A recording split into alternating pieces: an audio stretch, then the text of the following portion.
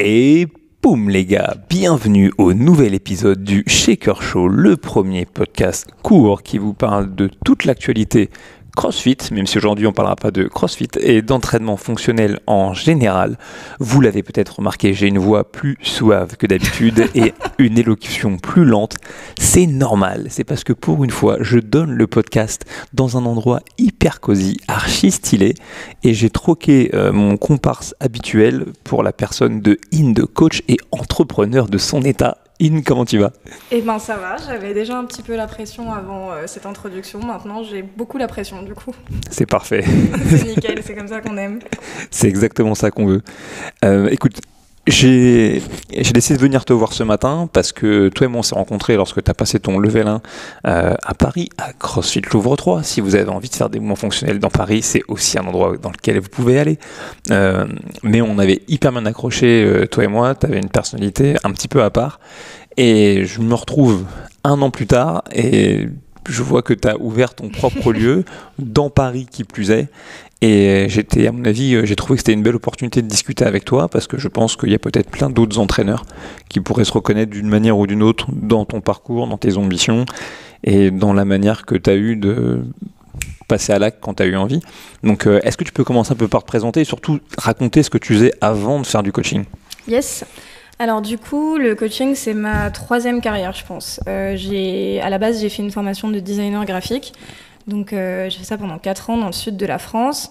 Ensuite, c'était le début du statut d'auto-entrepreneur et personne ne comprenait rien, encore moins que maintenant. Et vraiment encore moins que maintenant. Donc c'était un peu compliqué d'être à son compte.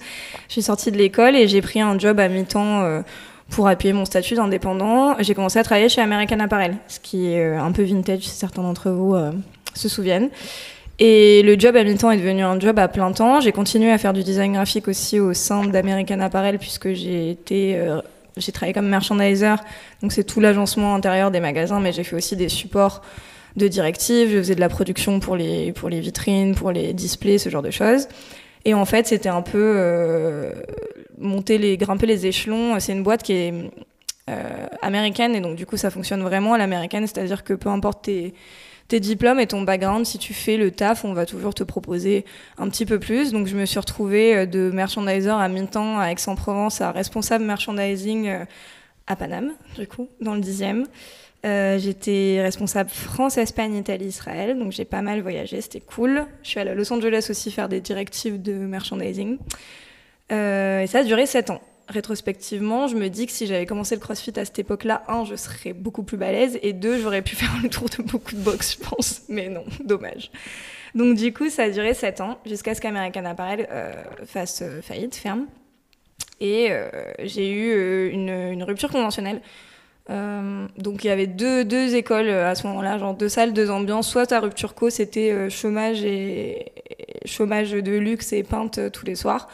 Soit stress de pas retrouver un travail et te lever à 5h du mat pour aller faire du sport histoire de bien commencer ta journée au chômage. Et moi, j'étais forcément sans aucune surprise dans la 2e catégorie.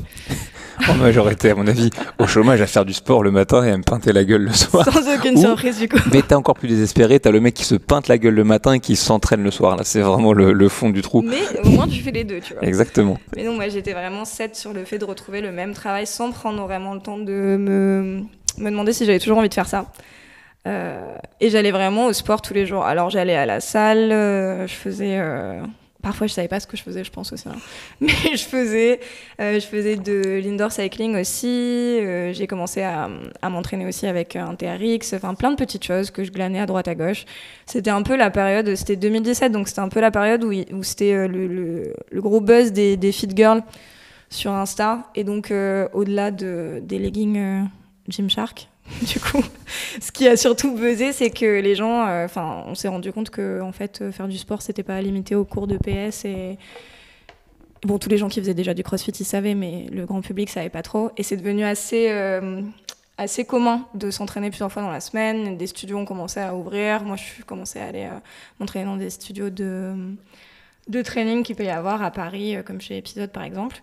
Et tout ça a un peu se mélanger et se confondait avec les recherches de taf et les potes qui se peintent. Et ma meilleure amie, qui était instructeur de cycling, venait de déménager à Zurich pour être sur l'ouverture d'un studio. Donc ça n'existait pas encore là-bas, ça existait qu'aux États-Unis et majoritairement à Paname. Et un jour, elle m'a regardée, elle m'a dit « Mais t'es au chômage et tu te lèves tous les jours à 7h du mat pour faire du sport. Tu peux pas faire quelque chose de ça, de type une reconversion ?» Et ouais. C'est comme ça que j'ai plein de potes à moi qui auraient pu devenir dealer. Ouais, non, c'est pas. Ça marche dans un certain contexte. François, tous les jours tu te lèves et t'allumes un joint. Tu peux pas faire quelque chose. Pourquoi t'en fais pas un métier? Je sais pas si t'as vu, du coup, il y a juste le son sur un podcast, mais mes yeux sont un peu écarquillés quand il a dit joint. Donc je me suis dit, ok, c'est bon, pas besoin de me censurer, tout va bien. Au pire, on coupe.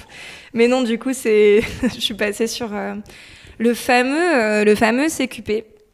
La première introduction à je mets un orteil dans la piscine, voir si c'est pas trop froid. Je passe un certificat de qualification professionnelle et c'est comme ça que ça a commencé en vrai, le coaching. Et pour les gens qui savent pas exactement ce que c'est qu'un CQP, est-ce que tu peux préciser? Parce qu'en fait, pour tout te dire, moi, c'est une question qui me revient souvent. Qu'on peut m'envoyer dans mes DM. C'est pas les DM que je préfère, mais bon, je fais avec. Et on me demande souvent quels sont les diplômes dont on a besoin pour coacher. Le CQP, c'est l'un d'entre eux. Bon, c'est un truc qui arrête pas d'évoluer, mais dans les grandes lignes, qu'est-ce que c'est? Alors, le CQP, c'est un certificat de qualification professionnelle. C'est ce que j'aime bien dire aussi, pareil, aux personnes qui s'intéressent qui envisagent une reconversion et qui posent la question. C'est vraiment la première étape. C'est une introduction. C'est pas tellement une introduction au coaching, c'est une introduction à l'animation en fait et l'encadrement d'un groupe. Donc c'est majoritairement de la sécurité, c'est beaucoup de gestion de groupe, c'est donner des cours collectifs en fait de fitness sans matériel, poids de corps, encadrer des gens, comment faire pour que les gens s'amusent mais se fassent pas mal. Si je vulgarise de ouf, vraiment c'est ça. Ça reste vraiment une introduction et après c'est un avis très personnel, mais ça devrait être vraiment qu'une introduction et te t'amener vers un autre diplôme. Moi, ça m'a permis de donner, justement, de faire. Ce qui est intéressant dans le CQP, c'est que c'est des modules en fait de formation qui se déroulent a priori le week-end plutôt. Donc c'est quelque chose que tu peux faire. Tu peux amorcer ta reconversion en bossant à côté, ce qui est quand même assez important. Et tu fais ça le week-end. T'as des dossiers aussi à préparer, mais t'as surtout un stage de minimum. Il me semble que c'est 50 ou 80 heures. Enfin, moi, j'ai fait 80 heures, donc je me dis que le minimum c'était peut-être 50. Et un mec qui a économisé 1000 balles de salariés. C'est exactement ça. Mais en fait, en vrai, si tu remets les choses dans le contexte, c'est quand même 80 heures ou 50 heures réparties sur 6 mois de formation, c'est rien, tu vois. Et 80 heures, c'est genre ma semaine, tu vois. Du coup, t'es là genre... Non, mais en vrai, blague à part, c'est... Quand t'as jamais encadré un groupe, c'est un minimum vraiment qui est important, je pense. Et moi, j'ai fait ça vraiment... de A à Z dans les clous. J'ai donné 80 heures de cours dans une structure qui était une toute petite structure dans le 12e réservée aux femmes. La moyenne d'âge, je pense que c'était 48 ans. Et j'ai donné des cours de gym douce, j'ai donné des cours de stretching, j'ai donné des cours de renfo sans matériel ou avec des Swiss balls, des trucs comme ça. Et c'était hyper formateur.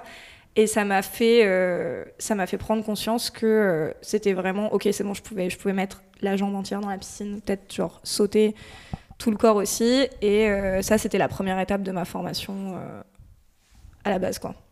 Nice. Et je peux dire de bêtises, mais en plus le CQP, quand tu le valides, ça te valide pas certains UC pour le BP si après tu as envie d'aller plus loin? Si, ça te valide ton UC1 et ton UC2 sur ton BPJEPS, donc qui est un quart de ton BPJEPS du coup. Voilà, en gros, le CQP, c'est la première green card pour voir si tu peux faire ça ou pas. Déjà, parce qu'en fait, il y a aussi un truc que j'ai appris sur le tas, c'est que tu peux avoir très envie de faire quelque chose, genre les muscle-up. c'est pas dit que tu y arrives correctement, tu vois. Mais avec le CQP, apparemment, tu peux encadrer des mecs sur le muscle-up. Ils n'ont pas le droit de faire un deadlift avec une kettlebell qui a de la charge. Mais ils peuvent. Mais ils peuvent faire un muscle-up et de la marche sur les mains. Non, mais c'est qu'aussi parce que c'est moins dangereux. Ça dépend. Ça dépend pour qui. Il faut aussi se dire que tu peux avoir très envie de faire cette reconversion, mais c'est comme dans tous les domaines, je pense.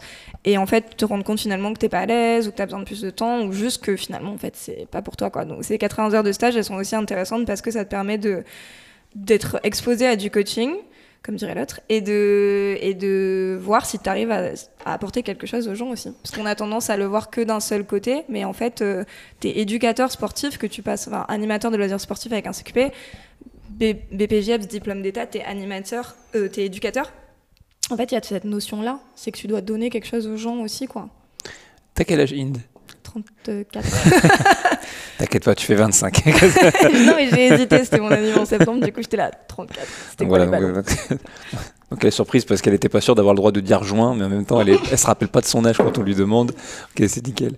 Je te dis ça parce que moi de ma propre expérience, on parlait de mon collègue Anne tout à l'heure brièvement, mais je trouve que très souvent dans le monde du crossfit en tout cas, pour parler de ce que je connais, mais aussi à la rigueur dans les sports de combat, aussi quand tu as expliqué qu'en 2017 c'était l'explosion, on va dire des fit girls, j'aime pas toutes les filles, vous avez envie de vous entraîner, mettre des leggings Gymshark, vous faites ce que vous voulez, personnellement je m'en tape, je suis sûr que ça rend plein de mecs très heureux et plein d'autres nanas très heureux, mais tu as aussi, même de manière générale, l'entraînement physique qui est devenu une espèce de tendance parce que ça véhiculait beaucoup d'images, et tu as aujourd'hui du coup aussi beaucoup d'entraîneurs qui sont très jeunes, okay, et c'est pas forcément un souci, mais simplement moi de mon expérience, souvent les meilleurs entraîneurs que j'ai rencontrés dans le monde du crossfit comme ailleurs, c'était aussi des gens qui avaient un certain âge.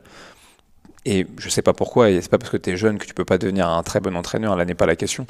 Mais souvent, quand tu as eu un parcours premier, je trouve que tu es plus conscient de la chance que tu as de faire ce métier-là, parce que t'es pas dans un truc corporate, parce que moi je dis tout en rigolant, parce qu'on bosse en pyjama pendant que les autres sont en starco.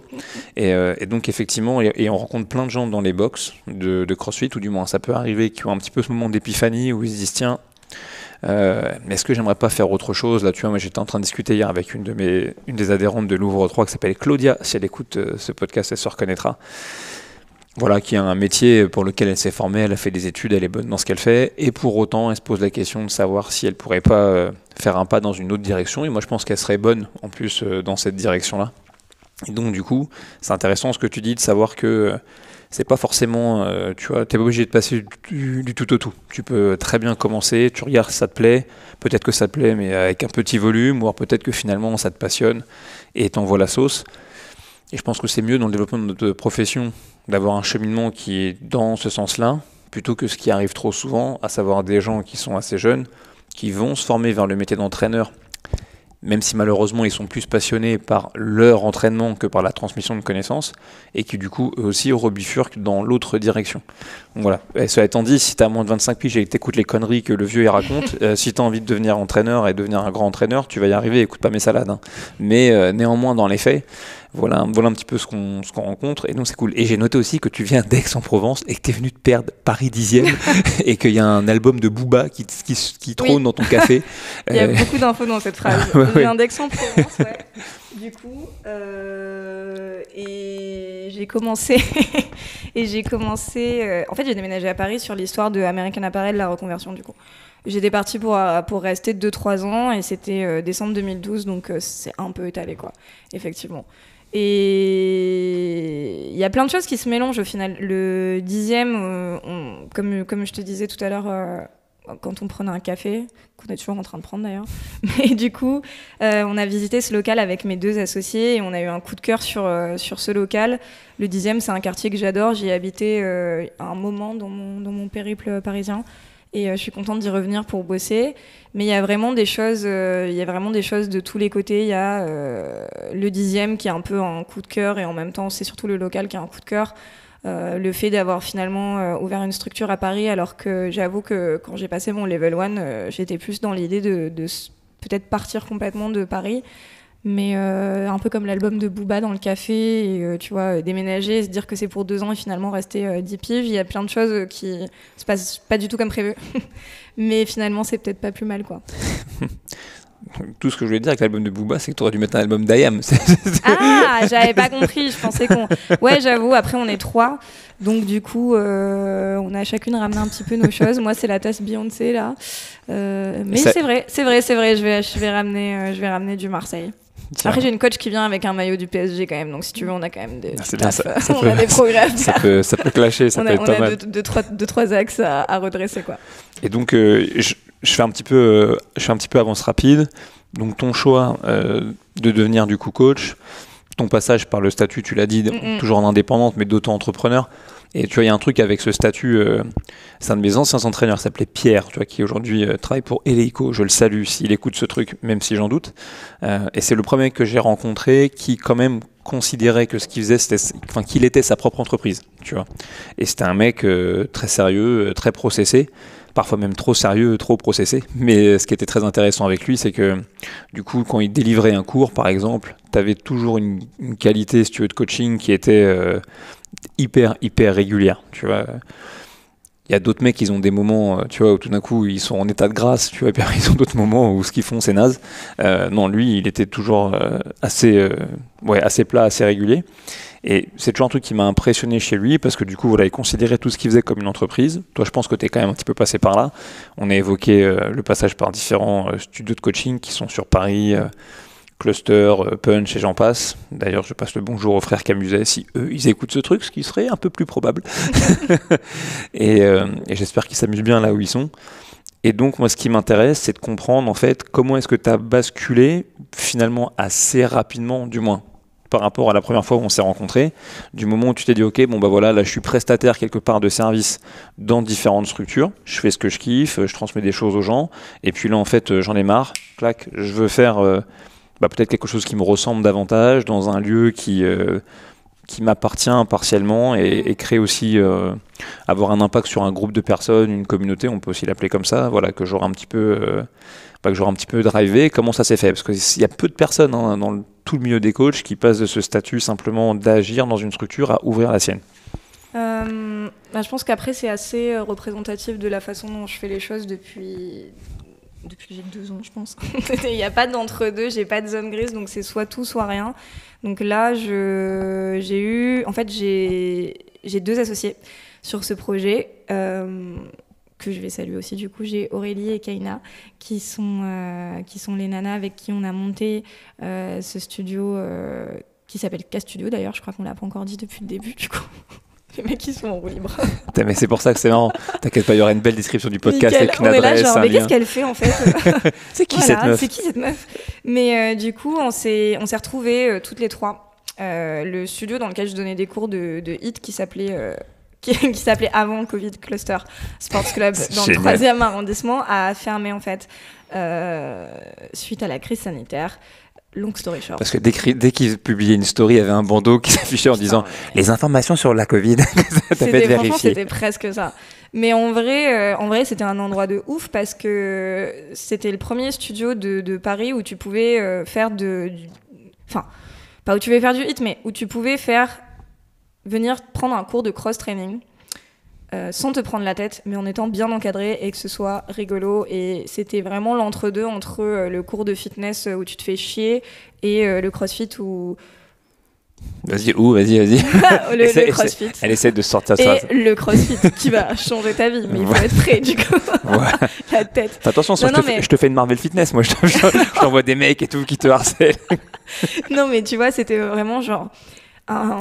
Un petit microcosme et ça a fermé en novembre. Du coup, moi j'ai passé mon level 1 en septembre et ça a fermé en novembre.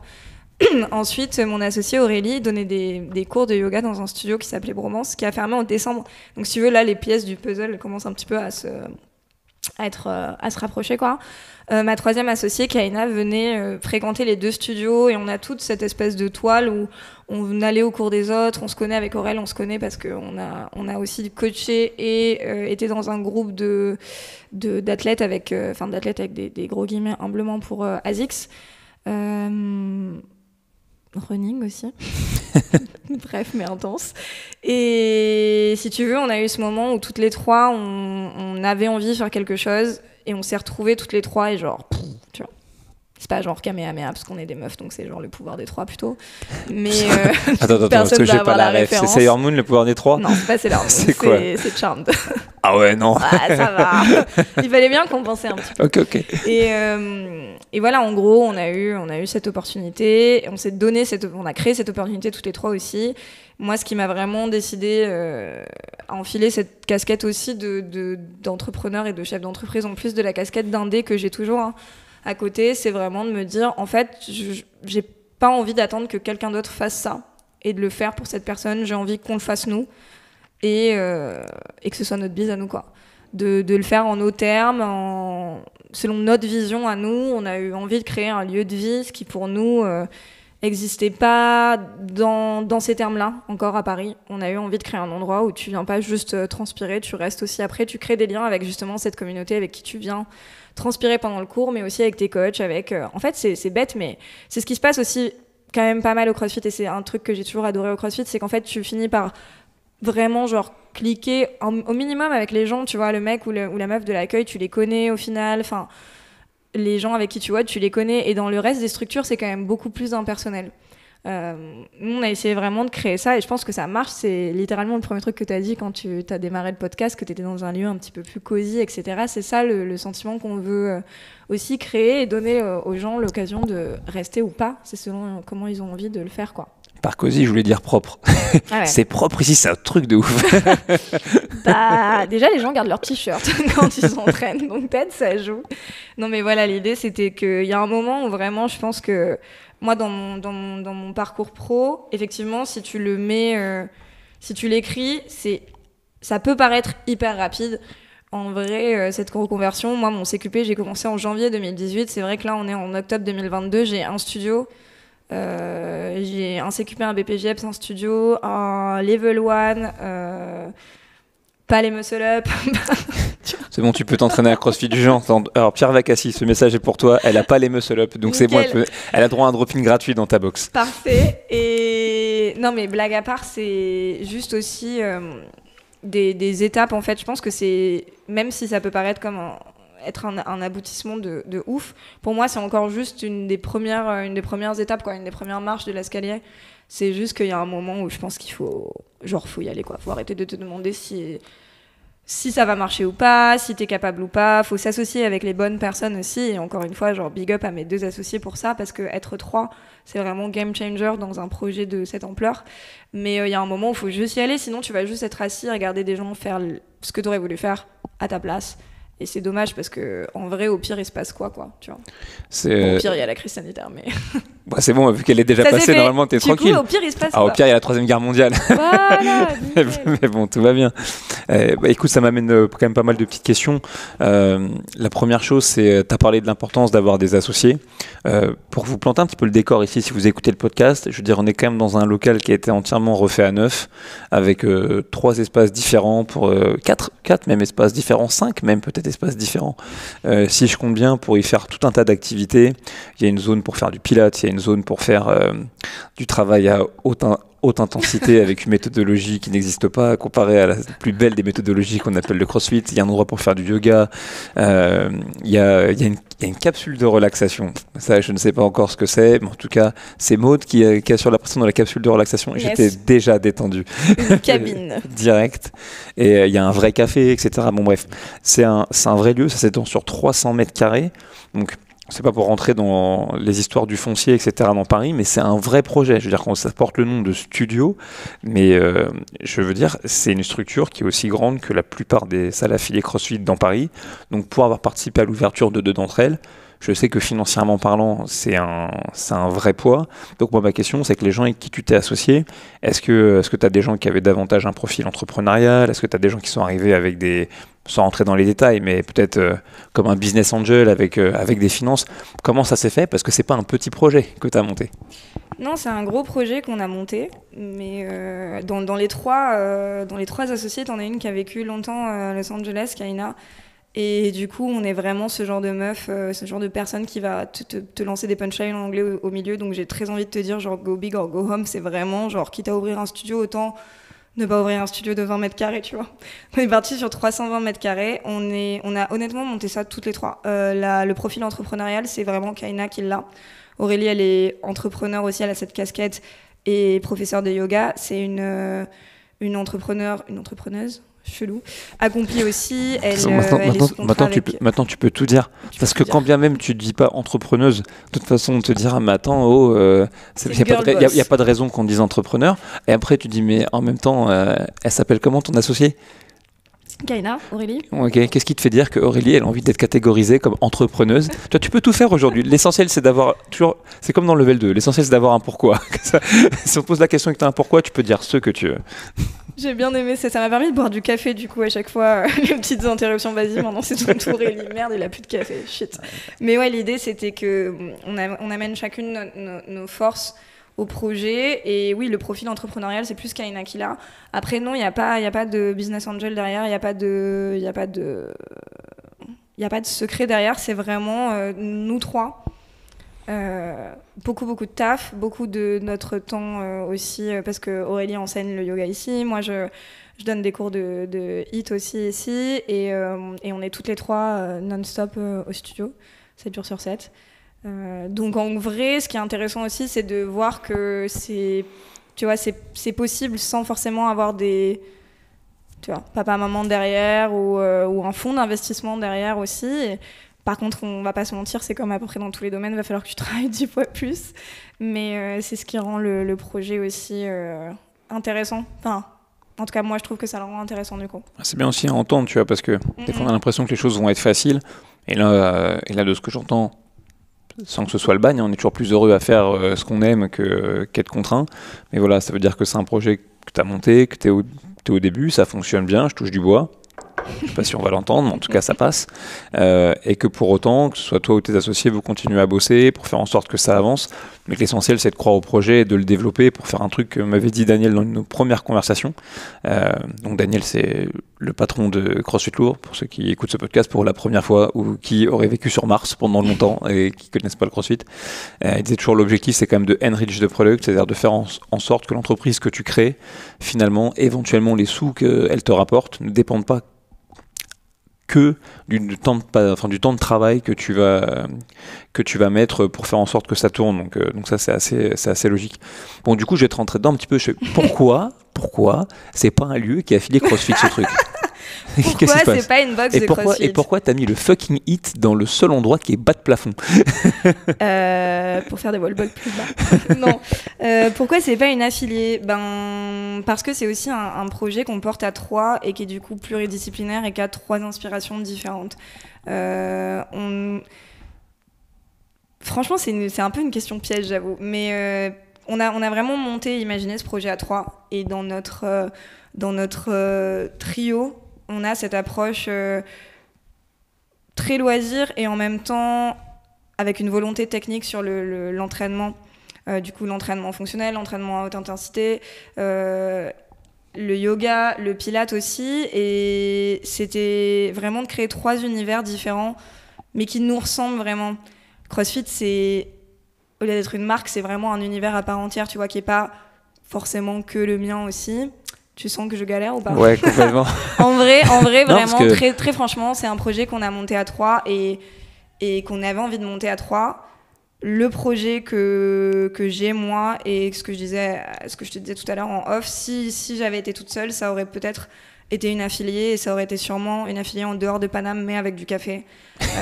Mais là, ce que j'avais envie de faire avec les filles, c'est aussi d'enrichir ce projet et d'avoir une structure quand même de studio, avec une autre offre aussi, un autre produit, des serviettes, des casiers qui ferment, des gens avec des t-shirts.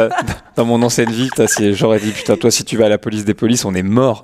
On est mort. C'est la défense la plus moisie au sol que j'ai entendue de ma vie. Non, mais en vrai, c'est un projet commun. Et c'est ça qui est important aussi à souligner, c'est qu'on a composé avec nos rêves et nos envies à toutes les 3. Et notre rêve commun, ça ressemblait vraiment à ça.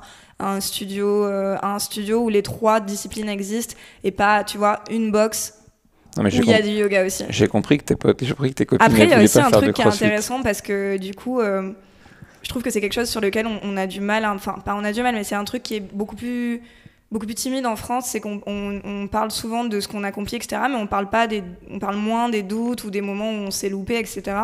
Et moi, je pense qu'en l'état actuel de ma pratique de CrossFit et de mon cheminement d'entrepreneur, je me sens pas les épaules et je me sens pas légitime pour ouvrir une affiliée, tu vois. Donc c'est vraiment quelque chose où je me visualise à encore quelques années à avancer dans le petit monde du CrossFit pour peut-être ouvrir une affiliée, peut-être pas au final et évoluer après, tu vois. Mais c'est aussi quelque chose où je pense que comme il y avait des étapes dans ma tête sur passer un CQP, puis passer un BPJEPS, puis me former en complément avec un Level 1, avec des formations TRX, etc. Je suis très, très procédurielle sur ça peut-être et sur ma façon de raisonner, mais j'ai besoin, tu vois, de me sentir legit avant d'aller faire quelque chose. Et c'est comme si demain tu me disais, t'as accumulé assez d'heures de coaching en CrossFit pour passer ton level 2. Je pense que j'irai pas parce que je me sentirais pas forcément, tu vois, prête. C'est une erreur. Bon, comment j'ai pas accumulé assez d'heures de coaching. Non, mais parce qu'en vrai, voilà, pourquoi je te dis que c'est une erreur? Il y a plusieurs choses. Franchement, j'entends complètement ce que tu me dis. En fait, je fais exprès de te chahuter parce qu'on m'a dit que les podcasts, c'était plus intéressant quand il y avait de la confrontation. Il fallait un peu se taper dessus. Aussi directement. Non, mais je me garantis pas le résultat. Mais... C'est un pote à moi qui bossait à Hollywood qui m'a dit ça. Il m'a dit, ouais, c'est good television. donc forcément, je fais exprès un peu d'enfoncer autre chose que des portes ouvertes. Mais la première chose qui est intéressante, tu vois, c'est que ces sentiments que tu as de dire que voilà, que on peut pas avoir une affiliée dans lequel finalement tu as 3 univers qui vont coexister. Je pense que c'est vrai, je pense que c'est faux, je pense que c'est vrai parce que déjà pour obtenir l'affiliation, il faut vraiment que ton lieu soit considéré comme une box à part entière. Aujourd'hui, des Globo Gym, par exemple, pour parler de ça, qui vont obtenir l'affiliation, il y en a plus, à partir surtout depuis CrossFit France est là et qu'il y a un contrôle plus important sur ce qui est fait. On a encore 2-3 trucs un petit peu qui sortent un peu du commun et qui ont pu être acceptés par le passé, genre une box dans un futsal, etc. Et en vrai, moi, je trouve ça cool. Enfin, je veux dire, plus on expose de gens à la méthodologie, et mieux c'est. Et je pense que c'est ça qui compte le plus. Et pour autant, ce qui est cool, c'est que ton CrossFit, finalement, parce qu'au bout d'un moment, il t'appartient, quand t'as ta salle, t'en fais ce que tu veux. Moi, je dis ça parce que je pense à ma collègue qui s'appelle Oakley Woodhouse. Je te montrerai, elle a une box qui s'appelle Forest Flow CrossFit. Tu vois, c'est une salle de CrossFit où si tu bois pas du café avec du lait de soja ou du lait d'amande, tu n'as pas le droit d'aller normalement. Tu vas te faire tirer dessus. Oui, je me doute. Du curcuma. C'est moi exactement le genre d'univers que je déteste. Elle a des Birkenstock avec de la moumoute à l'intérieur et tout. Cette meuf, c'est un peu spécial, mais c'est une fucking coach. Et puis elle a quand même été au CrossFit Games en tant qu'adolescente et en team, donc bon, ça enlève rien. Mais ce que je veux dire, c'est que l'attachement et l'application de la méthodologie restent intacts, et pour autant c'est un univers avec des rassemblements. Elles font des retraites de yoga, il y a beaucoup de meufs mais il n'y a pas que des meufs. Elles font des bains froids, et des bains froids en Angleterre c'est froid. C'est comme ça. Ok, c'est fucking froid. Mais donc tout ça pour dire que c'est vrai que l'identité de CrossFit est forte, mais néanmoins je pense que c'est une identité qui est forte quand toi-même t'as pas d'identité, enfin entre guillemets, ou t'as un projet qui est pas fort, mais que par contre c'est un soutien qui peut être puissant quand toi t'as un projet qui est fort, et ça a l'air d'être le cas ici, tu vois, de ce que j'ai eu. C'est très différent de ce que j'ai pu voir auparavant. Ça m'étonne pas que t'aies dit que ta copine elle était à Los Angeles pendant longtemps, parce que par exemple le truc des serviettes fait avec in-house, le café, machin, moi c'est des trucs que j'ai vu par exemple à Dark Horse CrossFit, qui était une box à Los Angeles. Donc je pense qu'en vrai, ce qui est cool, c'est qu'en fait, tu peux quand même en faire ce que tu veux à partir du moment où l'affiliation, il te la file sans marcher pour autant sur les plates-bandes, du yoga, du pilates, etc. C'est une notion un petit peu de respect quand tu es en face de gens qui sont des vrais pédagogues. Mais le truc, c'est que bordel de merde, tu peux transmettre des vrais trucs grâce à la méthode aux gens que tu vas entraîner, avec peut-être davantage de fond que quand tu fais de l'entraînement par intervalle à haute intensité, ou un circuit training, ou un truc comme ça, et ça c'est assez puissant. Et l'autre point, tu parlais du level 2, et franchement là je fais ma propagande. Vous êtes prêts? Un message institutionnel de propagande. Mais c'est vraiment, depuis que je donne cette formation, j'ai eu plein de profils différents de gens qui sont venus passer le level 2, et j'ai eu notamment pas mal de gens qui coachaient même pas du CrossFit, pour différentes raisons. Admettons, je suis honneur d'une box, donc je pratique mon CrossFit, etc. Pour autant, je le coach pas ou je le coach peu. Et puis un jour, j'arrive au bout de mes 5 ans, ma structure est toujours là, donc je vais le passer. Et parfois, ces mecs-là, en passant le level 2, et d'ailleurs, je pense que Daniel, quand lui, il a passé son level 2, c'est à l'époque qu'on appelait le CPC, il a passé à Miami, le pauvre. Il l'a fait un peu pour ça. C'est que ça te donne quand même des process ou un certain regard que, faute de les utiliser pour toi, tu vas pouvoir les utiliser pour les équipes avec lesquelles tu bosses. Et que donc, même si ça me fait mal, parce que les formations délivrées par CrossFit, elles sont avant tout là pour aider la communauté à grandir. En vérité, il y a des gens qui sont en dehors de la communauté, parfois même, et qui sont très malins, parce qu'ils viennent, ils suivent une formation, et après ils s'en resservent à l'extérieur. Et donc, ça pourrait t'aider à donner un feedback à une prof de pilates, à une prof de yoga, ou du moins, parce que tu n'es pas là forcément pour manager tes associés, au contraire, mais ouvrir des portes sur une certaine manière de faire. Ou alors fonctionner à l'inverse et te rendre compte que c'est pas parce que tu coaches pas du CrossFit que tu peux pas être un bon entraîneur. Et donc je pense notamment, c'est l'exemple que je donne très souvent, mais je pense à une fille qui s'appelle Lorena, qui est l'une des associées de Sylvaticus. À Paris, ils ont une autre box maintenant, à Dinan, si je dis pas de bêtises, de CrossFit, donc ils en ont 2. Et elle, quand elle a passé son level 2, elle claquait des genoux parce qu'elle me dit moi par contre, je coach pas du tout de CrossFit et compagnie. À la base, elle est prof de pôle, elle, tu vois. Et ce qui est marrant, c'est que souvent en plus, les gens qui coachent pas du CrossFit progressent souvent plus que ceux qui le coachent, pour la bonne et simple raison, c'est qu'ils n'ont pas de résistance. Quand ils vont au level 2, ils n'ont pas d'idée préconçue sur la manière de faire les choses, ou ils prennent pas le feedback comme une attaque, puisqu'ils disent de toute façon, c'est normal que je me fasse déglinguer, puisque je coache pas la méthode, donc c'est cool. Et en vrai, tu verras, il n'y a pas d'urgence, parce que tu as passé ton level 1 il n'y a pas très longtemps.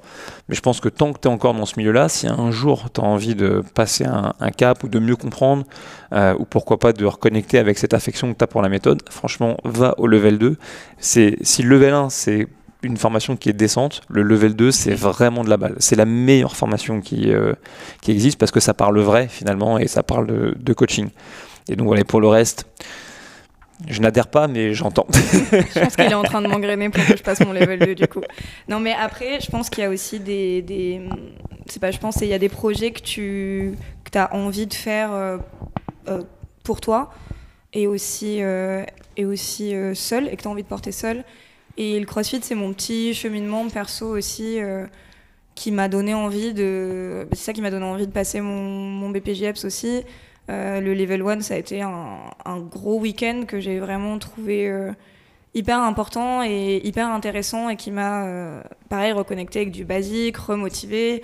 Le coacher du CrossFit, ça a été un des plus gros challenges, je pense, de ce que j'ai fait depuis le début, parce que je suis arrivée avec l'habitude de coacher certains formats de cours, boxing, circuit training, et je me suis mangée dans la tronche des timelines, des problèmes de disponibilité de matériel, Enfin, en fait, c'est vraiment, pour moi, voilà, c'est un truc assez complet et un peu en dents de scie, le CrossFit, avec le fait que c'est aussi quand tu te casses la gueule que tu apprends et que tu progresses. Et je sais plus ce que je voulais dire, du coup. J'ai fait un signe du démon avec mes mains, ouais, du coup, ça l'a complètement perdu.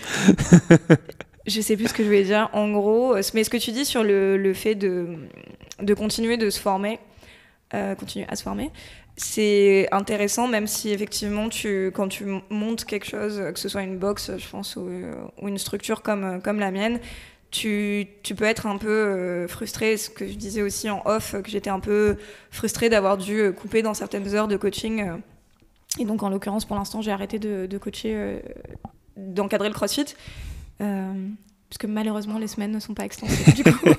Mais tu peux avoir cette frustration un peu quand tu passes à la casquette entrepreneur, de délaisser la casquette coach terrain.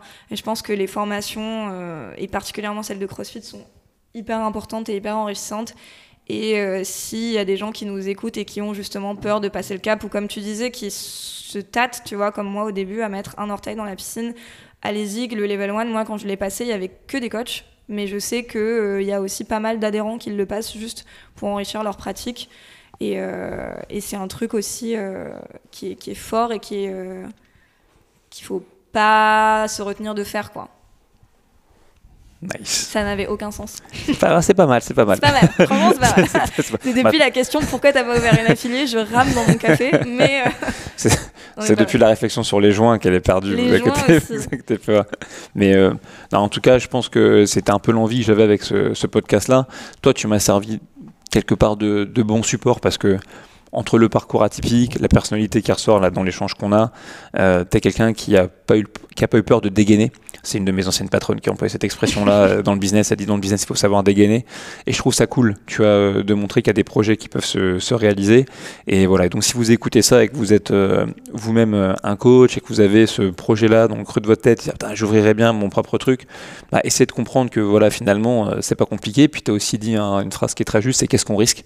Et très souvent, finalement, une fois qu'on a monté sa boîte, on risque pas grand-chose. Et si vous êtes coach aujourd'hui, que vous avez cette envie, bah, dites-vous qu'en vérité, si votre projet il plante, bah, vous serez toujours coach demain. Et que si vous travaillez aujourd'hui, vous travaillerez demain de la même manière.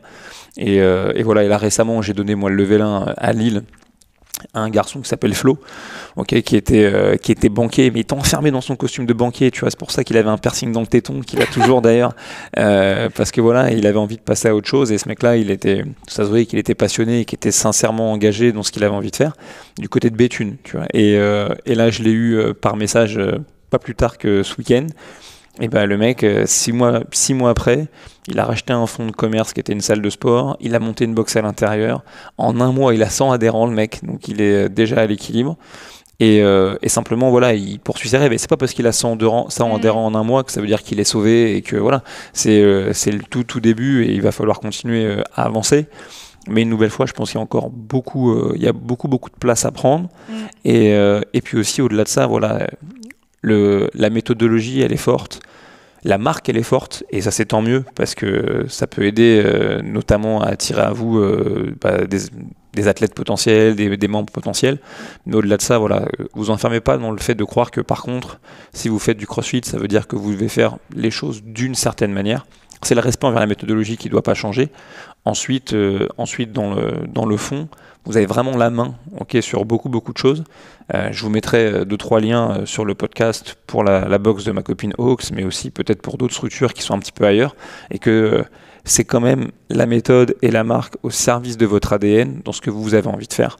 Et donc voilà, donc j'espère que ça vous aura motivé cette conversation à vous lancer dans votre business. Et même si ça vous incite à ouvrir un studio de coaching où on fait du HIIT, franchement, je vous aime quand même. T'as passé un bon... Tu remarqueras que ce sera, ça me tenait à cœur aussi que ce soit pas du cross-training, parce que c'est un truc qui m'insupporte, tu vois. Mais en vrai, la méthodologie, elle est tellement ouf que forcément, on emporte avec nous des choses du coaching, des choses qu'on apprend aussi en level 1 et tu l'embarques. En vrai, on fait tous du squat et du deadlift et on pousse et on tire. L'idée, c'est de réussir à emmener les gens à qui tu le fais faire avec toi pour qu'ils le fassent correctement. Le support que tu dis, il me semble que c'est un truc que tu dis souvent, du moment que les gens bougent et qu'ils bougent bien, on est pas mal. Et c'est pour ça qu'il ne faut pas hésiter à aller se former, à se lancer, et à partager. En fait, moi, je pars d'un principe simple aussi, c'est qu'à partir du moment où tu fais les choses avec de la passion et de l'attention, tu peux pas trop te planter. Normalement, ça va à peu près. À part si tu tombes sur quelqu'un qui te met une droite dans la tête, c'est un autre débat. Mais tu vois, du moment que tu t'appliques et que tu es studieux et que tu es passionné et que tu es honnête avec toi-même, ça devrait bien se passer, quoi. Et je pense aussi que c'est pour ça, de toute façon, que même tout le contenu de la méthode, s'il est open source, c'est quand même pour que les gens, dans leur pratique, ils puissent l'embarquer, aussi bien le mec qui va se mettre à s'entraîner dans son garage que peut-être le coach qui, peu importe la structure dans laquelle il encadre. En fait, la matière, elle est là et il n'y a qu'à la prendre. Et après, c'est un choix de battre ou pas le drapeau. Mais une nouvelle fois, là, je pense qu'on est dans un contexte très différent. Parce que tellement c'est à taille humaine, tellement les gens qui l'ont fondé, comme tu as dit, il n'y a pas de fonds d'investissement derrière. Donc, en vérité, tu mets quand même tes tripes, tu vois, de A jusqu'à Z. Exactement. Dans tout ce qui est fait ici. Et très souvent, ce qu'il y a de triste, lorsqu'on parle c'est pas la question même du cross-training, mais lorsqu'on parle de structures plus grosses, on va dire, tout ce qu'on appelle les global gym, etc., dans ce qui s'apparenterait à de l'entraînement fonctionnel, c'est qu'en fait, malheureusement, cette sincérité, elle n'est pas là, cette culture, elle n'est pas là. Moi, j'ai encore vu un cours il y a pas longtemps, et il y avait un ancien adhérent de chez moi dans le cours, et c'est marrant, il s'auto-coachait, le mec. Il était avec nous de 2012 à 2017, et quand le cours s'est terminé, j'étais lui dire bonjour. Enfin, c'était même pas un cours d'ailleurs, c'est des gens qui bougeaient avec une nana qui disait « Allez, encore 2 minutes, allez, encore 1 minute !» Et c'était drôle parce que il s'appelle Jocelyn, ce mec archi cool. Et lui, lui-même, tu vois. Et il était dans cette structure-là parce qu'il n'avait pas moyen de faire autrement à cet instant T. Et ça se voyait, il disait, oh, non mais ça va que j'ai 5 ans derrière, donc j'arrive à peu près à comprendre où est-ce que je dois aller. Et c'est plutôt ça. Et je trouve que moi ici, dès que j'ai mis un pied dans la structure, ce qui m'a rendu ouf, déjà que honnêtement, c'est que c'était très beau. Et pour avoir ouvert avoir ouvert 3 box, je sais que c'est pas facile de gérer les artisans, l'architecte, les entrepreneurs, les délais, encore plus dans Paris, dans l'ancien. Mais aussi que ça respire la sincérité de A jusqu'à Z dans tout ce qu'on a pu voir. Donc une nouvelle fois, si vous traînez près du 26 rue Bichat, 28, sorry, allez. Venez faire un cours de hit, de yoga, de pilates. Vous n'aurez pas d'adresse si vous allez bouffer un poké hawaïen. C'est ça. Ce qui est pas mal aussi. Mais vous êtes les bienvenus du coup. Et puis si vous arrivez à motiver le vieil homme en face de moi aussi pour faire un cours, l'invitation est ouverte. C'est en binôme le hit, donc il faut un binôme à Ellie. Ça va, j'ai eu peur. Anne, on t'attend du coup pour le café et le Ah oui, Anne, ça serait bien ça. Non, moi je veux que Anne et moi, on vienne faire un cours de pilates. Gros, c'est une violence, c'est incroyable. Il y a des sextoys violets qui pèsent 3 kilos chacun. Il faut vraiment qu'on vienne faire ce cours. On va vraiment clôturer sur ça. Bah oui, on peut vraiment clôturer sur ça. Mais blague à part, on redonne l'adresse. Ça s'appelle le Studio K. C'est au 28 rue Bichat, dans le 10e. Et puis on est ouvert tous les jours, donc let's go. Et au pire, vous pouvez faire semblant de passer juste pour le café. Exactement. Merci Inde. Merci Ellie. Ciao. Bye.